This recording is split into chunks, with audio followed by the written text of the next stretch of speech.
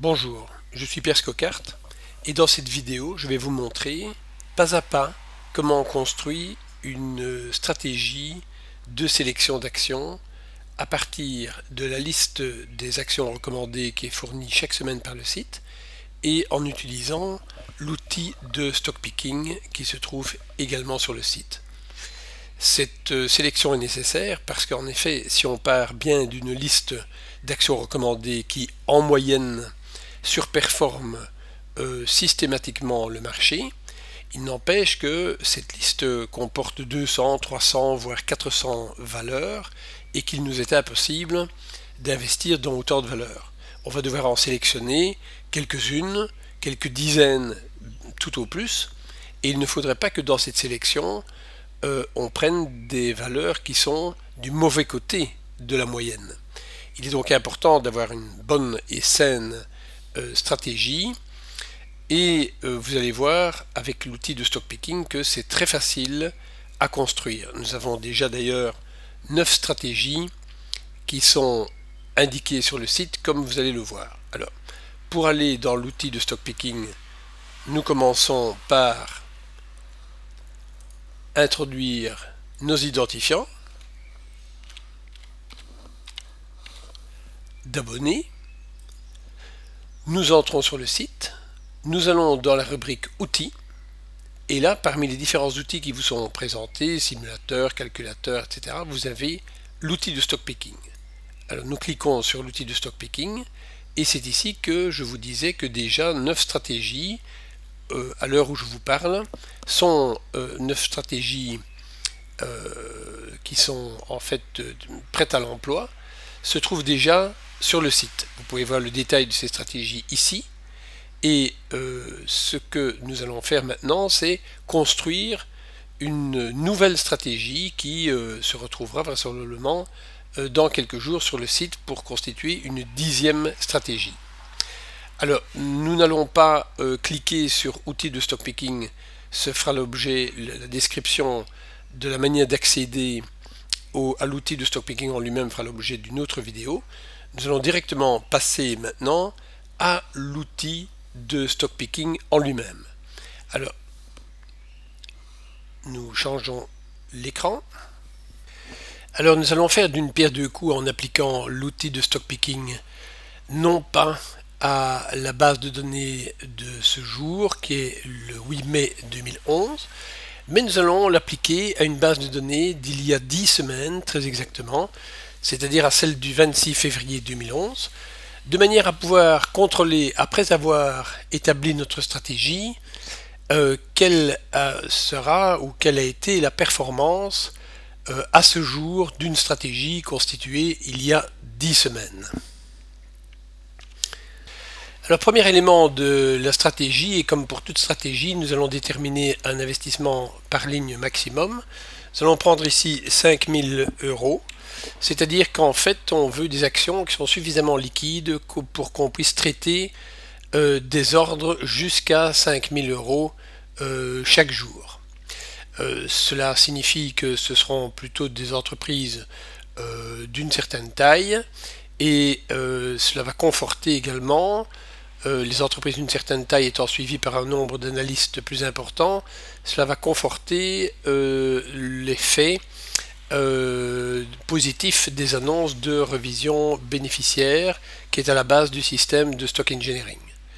La valeur minimum du titre, nous allons prendre 5 € de manière à éviter des actions, des valeurs dont le cours de clôture est trop faible et dont les variations en pourcent peuvent par la suite être trop importantes lorsqu'on a affaire à des actions de faible valeur qu'on appelle des penny stocks. Donc ici 5 €, c'est un bon seuil. Nous allons ensuite, base de notre stratégie, choisir des actions qui appartiennent à des secteurs qui ont au minimum 3 étoiles dans le système de classement de 1 à 4 étoiles qui a été établi par Stock Engineering et dans lequel chacun des secteurs est réparti chaque semaine. Donc ça fera l'objet d'une autre vidéo qui vous expliquera comment fonctionne notre système de classement des secteurs. Ici donc on prend 3 étoiles minimum.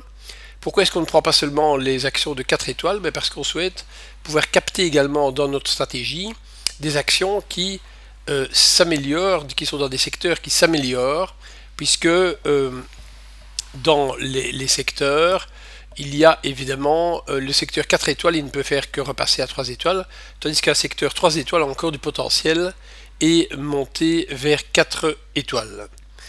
Ensuite, c'est bien de prendre des actions qui sont dans des secteurs forts, mais dans un secteur déterminé, il y a des actions il y a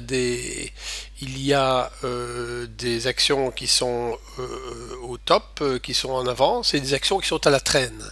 Alors nous, ce qui nous intéresse, c'est de prendre uniquement les actions qui sont plutôt au top, qui sont dans les leaders, et pour ça, nous allons prendre des actions dont la force sur les 12 derniers mois non tenu du mois le plus récent, donc en fait sur 11 mois sur les 12 derniers, donc le dernier étant exclu, donc qui ont une force telle que ils se trouvent dans le top 20% de la force des actions, de l'ensemble des actions de la liste des recommandés. Alors, les 20% au top, donc qui ont la plus grande force dans la liste des actions recommandées, ont une force qui est au moins égale à 48,3%. Alors, nous allons donc exiger des actions qui ont une force d'au moins 48,3%. Ensuite, nous avons donc maintenant uniquement des actions recommandées d'une certaine liquidité, qui ne sont pas des actions qui clôturent trop bas, qui sont dans des secteurs forts. Ce sont des actions fortes dans les secteurs forts.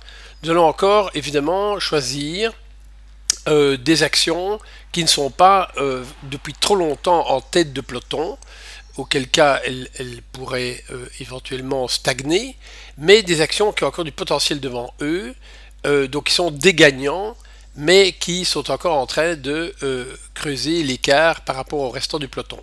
Alors pour cela, nous allons nous limiter à un bêta de 2. Le bêta est donc la manière dont la valeur surperforme le marché dans lequel elle se trouve. Alors avec 2, on prend des valeurs qui ne sont pas trop étendues et qui ont encore un certain potentiel. Enfin, tout ça est très bien, mais tous ces paramètres concernent l'analyse du passé. Il faut encore maintenant être certain que ces actions vont continuer à grimper. Qu'est-ce qui fait grimper une action? C'est le fait qu'elle est achetée. Qu'est-ce qui fait qu'une action est achetée? C'est le fait que beaucoup d'investisseurs, et les institutionnels en particulier, achètent surtout quand il y a des annonces de révision bénéficiaire.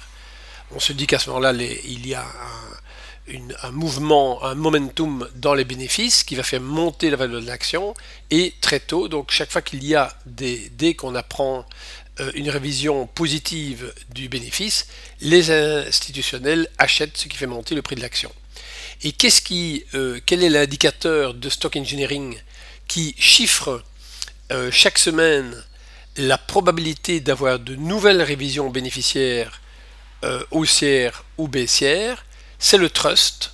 Le trust qui, lorsqu'il est positif, annonce un nouveau flux de révisions bénéficiaires positives, et lorsqu'il est négatif, annonce donc des révisions négatives qui risquent de faire baisser le prix de la valeur.